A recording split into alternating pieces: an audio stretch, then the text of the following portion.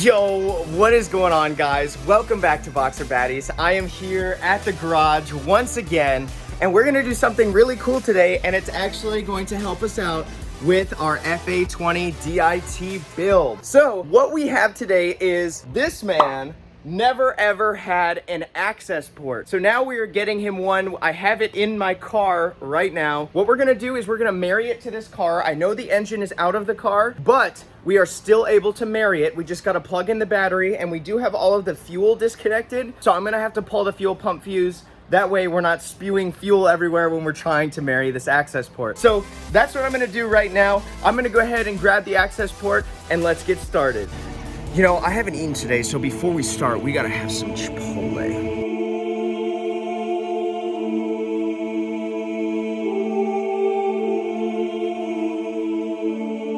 Oh, and it's creamy. There's about a ball. Oh, you gotta be kidding. All right, here is the Accessport. This is brand new from Cobb. It has yet to be married to the car, but we are about to do that. So we have to have it married in order for the tuner to upload the base map. That way we can get this car running tomorrow when we get the engine all back in and ready to go. So let's go ahead, back this car out a little bit, and we will get into the engine bay. All right, so I've got the battery right where it needs to be. And now it's time to connect the terminals and get the car in the on position. But before I do that, I'm actually going to remove the fuel pump fuse. That way we're not spewing fuel all out of our fuel line. So let's go ahead and do that first. Okay, so according to this diagram, the fuel pump is 15A, which should be this guy right here.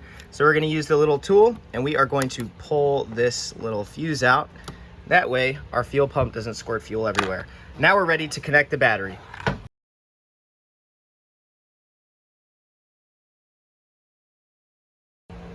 Okay, so now when we get inside the car, things should be turning on. And yes, we have power, and I did not hear the fuel pump, which is good. So let's go ahead and turn the car back off, get the Accessport connected, and then we will be able to link it to the car. Okay, so we have the Accessport plugged in for the very first time, and it says, okay, let's continue. And what it's gonna do is it's gonna ask for you to install it to your vehicle. So you're gonna click install. And it says, please plug in the Accessport OBD cable into your vehicle, which it already is, but the reason it's showing us that is because the car is not in the on position. So we're gonna put the car in the on position. And let's see what happens. All right, and I was afraid this would happen because the battery's been sitting out of the car for at least a couple weeks. Our battery is dead. So what I'm gonna have to do is I'm gonna have to pull out the jumper cables. We're gonna have to pull the car out, jump this battery, and then we'll get back to our business. Now I figured this probably was going to happen since the battery's been sitting out for a while, but I came prepared, brought the jumper cables. I'd say this is probably the best investment anyone who enjoys cars could have, because you might need them yourself, or you can be that good Samaritan that jumps someone else's car in need. So I think I'm gonna use Stella to jump this car over here, so let's get to it. Okay, so let's go ahead and start Stella up. This is gonna be a cold start. Woo!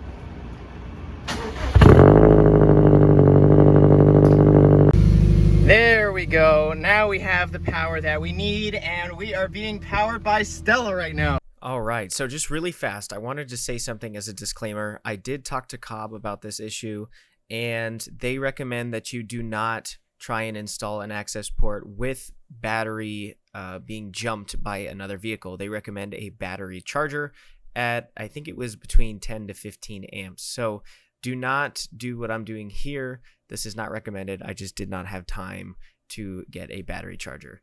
So let's go ahead and continue this setup. So we're gonna click continue, and it's gonna basically bring up that install screen here. So we're gonna click install. And now it's going to initialize that communication. Make sure the vehicle's in the on position. So we're gonna go ahead and do that. On position. And now it should start mating with this vehicle. Okay, so now we are prompted with this screen. Please confirm that your vehicle matches the identification results. Yes, this is a 2016 USDM.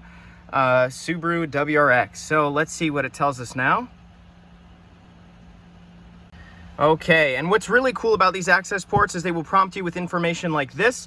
This car was previously pro-tuned and it was not on an access port, and it says, warning, a previous tune has been detected and it will be lost forever if you continue. That's okay, we're gonna be getting a new base map from our tuner at NER Performance, so let's go ahead and move on here. It says, please wait while the maps are being loaded. And what we're gonna do is we're gonna just go ahead and load any map. It really doesn't matter. Oh, it looks like he does have a dyno tune on here. So as I understood it, this was a brand new access port, but I guess I was wrong because this map, if you look closely, is for a 2018 USDM WRX STI, which this is a WRX and it's a 2016. So he bought this from someone else. So if you ever encounter this when you are installing your access port, that means there is other information that was loaded onto this, and you can see it's grayed out, which means I can't use it because it's bound to that car. So even if there's an old map on it, as long as they unmarry it, you can still use this for your Subaru. Okay, all right, well, let's go ahead and just do stage 0 because we are going to be loading a different map on here before we turn on the engine. So we're gonna just load on whatever map, it doesn't necessarily matter, and then we'll go from there. All right, and it says installation of this access port over anything other than OEM or Cobb software may result in failure. So we're gonna continue. We have nothing else on here except Cobb. So let's go ahead and start this up. And we just wanna make sure we have everything off. The battery should be nice and charged from the charge up with Stella. And it says, do not turn the vehicle off or unplug it from the access port. Please wait while it flashes the vehicle. So now it's going to basically learn the car and start transferring all of the information over. And as you can see, we are almost there. It has reached 100%. Let's see what it tells us next. It says, please turn and leave the ignition in the off position and begin vehicle reinitialization. So we're gonna go ahead and turn it in the off position, and we're gonna click continue. And now what it's gonna do is it's gonna reflash the vehicle, and we'll wait for that to finish up. All right, now it wants us to turn it back to the on position, so we'll do that now. And after that, it says installation successful. Please turn the ignition key to the off position before starting the vehicle. Now we are in that off position. We're gonna click continue, and then it gives us a little reminder about Access Port Manager, and we should now be married to the car. I'm curious to see what the gauges are gonna tell us here. Really shouldn't be telling us anything because there's nothing connected to the car. Oh boy, it's giving us an AFR. Oh boy. Okay, well, let's go ahead and turn the car off now. We have successfully married this to the access port. We can check that by clicking tune, and we can look at show current map, and it will tell us what is installed on this vehicle. And it says on the ECU real time and the ECU flash, we are at stage 0. So we are now running Cobb on this vehicle, on this ECU, and this access port has been married. We can now bring it to the tuner, and the tuner will be able to put on the new map for us. So that was the mission for today, and now we have our access port married. And just like that, we have our access port married. So now we just got to bring it to the tuner, and he's going to go ahead and load up on that base map for us, and we will be able to start the engine no problem when it goes in tomorrow. So I'm going to go ahead and upload this video probably today. That way you guys can keep up to date with the build, and we will be ready to start some footage on the FA20 tomorrow. So I hope you enjoyed this video. For those of you that are just wanting to install an access port, I hope it really helped you out. It's a very, very simple process, and if you ever run into any snags, Cobb is always there to answer your questions. You can dial their phone number that they have on their website, and they will totally help you out. So thanks for watching, guys. Hit that subscribe button. There's gonna be so much content coming out. I hope you enjoyed this video. See you later. Scat.